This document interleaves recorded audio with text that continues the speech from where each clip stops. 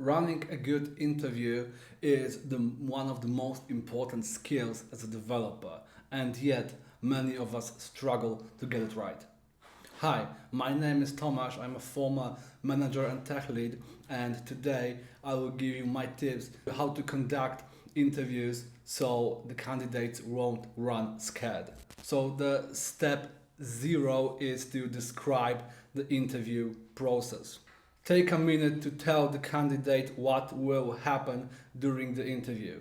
Tell them what stages are there. This will show them that you came prepared and you know what you are doing. Bring someone with you. You are hiring for the team, not for yourself. Dynamics is very important, and seeing how candidate can talk with a potential colleague is extremely important.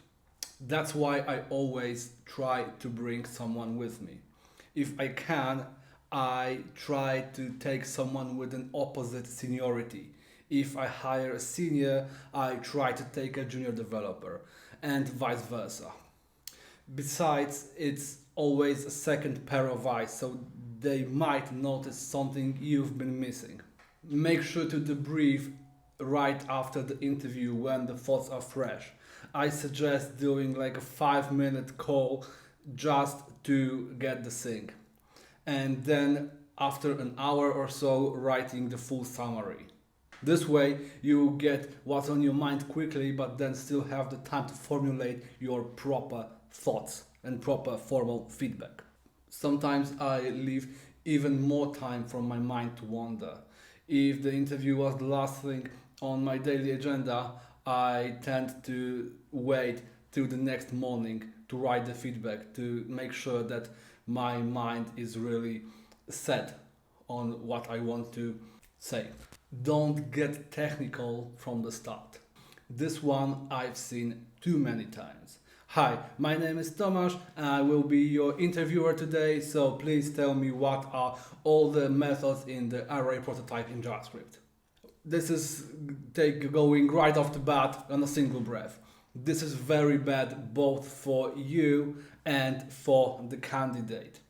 You both lose the opportunity to sink in the conversation, to get to know each other, to acclimatize with yourself.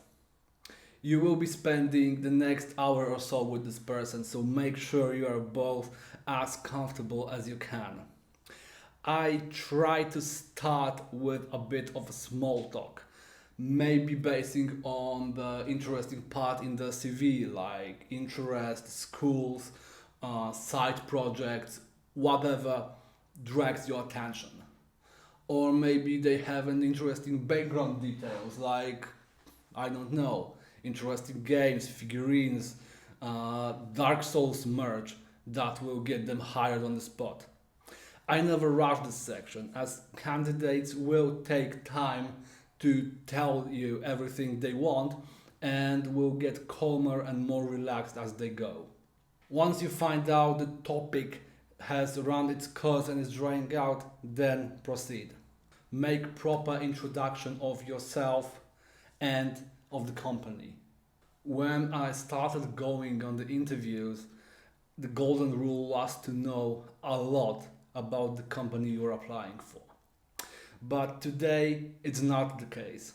Chances are you're not hiring for Google or Microsoft, and candidates, especially those who are looking for a job, not the job in the company, might not know about you guys. It's up to you to tell them why it's a good idea to work here, to join your team. Describe what the company does, describe what your services that you are offering, describe your position, tell them how long you are here. What's important here is to underline that if they have questions, they are welcome to ask. Sometimes the candidate will want to ask something, but you will be talking and talking for 10 minutes, and once you are done listening to your beautiful voice, they will forget what they wanted in the first place. It's a great thing to describe the project from a technical perspective. All the things you think a developer should know. Don't overdo it, don't spend 30 minutes describing how you wrote your last test, just deliver the basics such as stack, high-level architecture, team structure, methodology in the team, and deployment and testing flows. Remember to tell the truth. Sugarcoating is a short term game, and if they join and see that you lied to them, basically, this will cost you their trust. And in the long term, it will also make them untrusty of the company. If you don't have tests, well, tough luck, but admit it. If you are deploying through an FTP drag and drop, okay, admit to that. It's not comfortable for you, I understand, but they will find out eventually, right? Ask about real life problems. Some time ago in the IT, there was this famous grilling term. It meant interviewing person with series of highly detailed short questions, literally like you would hold them over a burning grill. Why? Well, I never understood what this means and why this is used. There's no point in making people feel uncomfortable in the interview. You are just hindering their performance, you are making them stressed so they forget what they know. Instead of asking hundreds of questions nitpicked from documentation, ask them real life problems. For example, ask them how do they know when it's time to optimize their code and how are they doing it. Or ask how would they proceed if their colleague would submit a very pull request and how would they judge whether it's a good one or a bad one. This will tell you much more than asking 5 questions about array, prototype, push, or CSS clamp property. Such questions are also a good opportunity to find the person's stronger sides. If they dive into the answer, consider jumping in and following the thread. Ask follow-up questions. With answers that are not going according to your expectations, don't overdo it. If you push the person too hard, they will lock themselves and this will be a hole that is extremely hard to dig out of. When asking questions and when observing the person that is responding, make sure to see whether they are reading something. I had this situation some time ago when all the answers were very formulaic. It felt like describing a painting that you've only heard of. And I felt something is off. And when we had a screen sharing session, it turns out that all the questions that we've asked were asked again to the ChatGPT, and the candidate just read the answers to us. And since we are talking about screen sharing, either have a pair programming session or a system design challenge. For the former, well, seeing someone write their code is always a good thing. While people might not always love it, I think this is kind of a necessary evil. But instead of asking them to write you a binary tree and then reverse it while you are sitting muted, have a pair programming session. I tend to use this part when we talk to a senior and I have a junior with me. Let them work together. Let's see how fast they will catch up. Senior should lead the pair, so it's a good way to test how they handle such situations, how they can explain something to someone with less knowledge, how they can paint their plans for the solution and execute it. In this section, it's very important to remember that delivering a working solution is not the case. After all, limited time and stress will hinder the interviewee's skills and you are hopefully not hiring the fastest typist.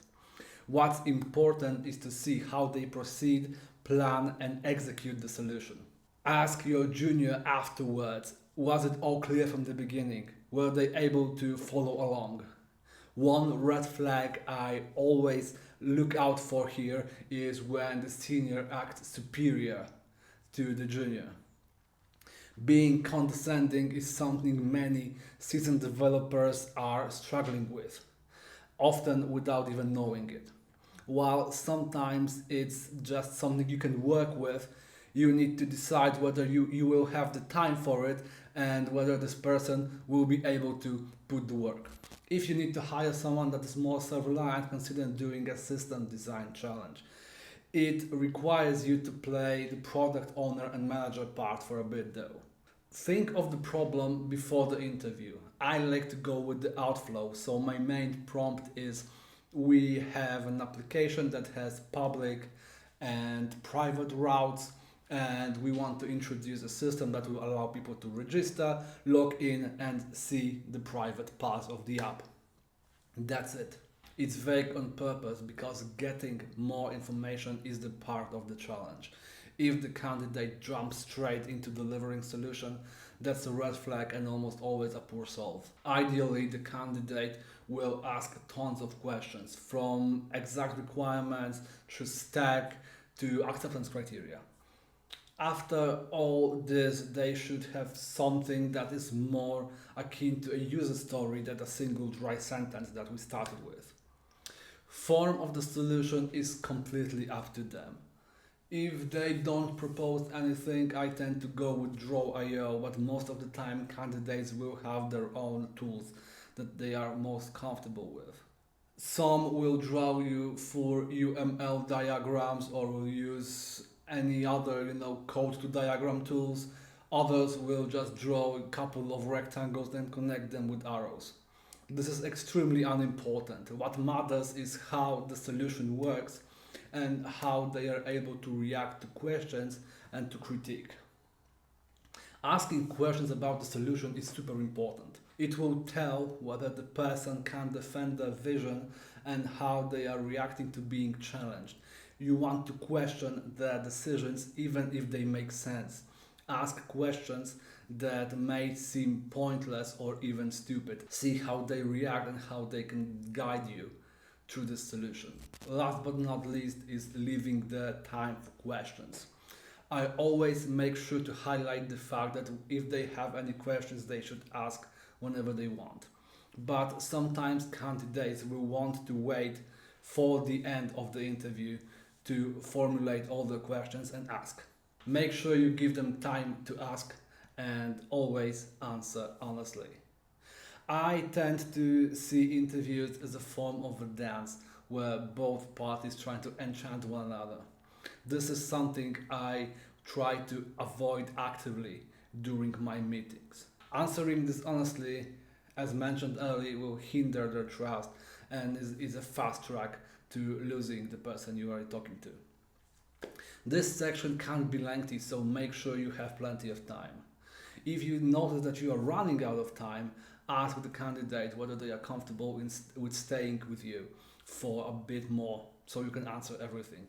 If they are not, offer them your email and try to answer everything from here. That's it. That's my recipe for conducting technical interviews. No grilling, no whiteboard coding, no hoops, just a good talk to know the person and see how they think. I hope you found it helpful. Thank you for watching and have a good luck interviewing people.